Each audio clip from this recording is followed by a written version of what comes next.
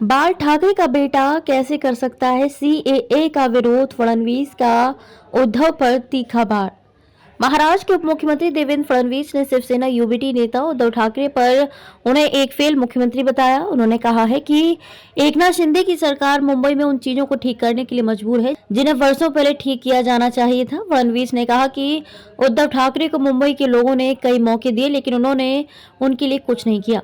शहर में उनके द्वारा एक भी प्रतिष्ठित काम नहीं किया गया या बनाया नहीं गया। वहीं एक चैनल को दिए इंटरव्यू में फडणवीस ने उद्धव ठाकरे के मोदी विरोधी रुख के लिए उनकी आलोचना की और लोकसभा चुनाव से पहले उनकी पार्टी के साथ गठबंधन की किसी भी संभावना से इनकार किया। उन्होंने कहा कि उद्धव ठाकरे के नेतृत्व वाली शिवसेना के गठबंधन की कोई गुंजाइश नहीं है। अगर वे कोई प्रयास कर रहे हैं तो मुझे इसकी जानकारी नहीं है। हमारी ओर से उनके लिए कोई गुंजाइश नहीं है।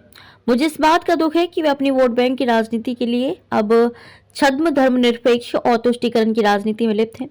बाल ठाकरे का बेटा कैसे कर सकता है सीएए का विरोध। देवेंद्र फडणवीस ने हिंदूवादी दिवंगत नेता और शिवसेना के संस्थापक बाल ठाकरे को याद करते हुए उनके बेटे उद्धव पर जोरदार हमला बोला है। महाराष्ट्र के पूर्व सीएम ने कहा कि उद्धव ठाकरे ने नागरिकता संशोधन अधिनियम का विरोध किया है। मुझे ये समझना मुश्किल हो रहा है कि बाल ठाकरे का बेटा ऐसा कैसे कर सकता है।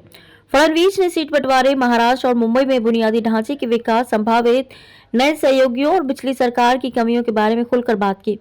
शिवसेना और एनसीपी में विद्रोह के बाद महाराष्ट्र की राजनीति के बारे में पूछा गया तो उन्होंने कहा कि आज महाराष्ट्र में दो ही खेमा है, एक पीएम मोदी के साथ है और दूसरा उनके खिलाफ है।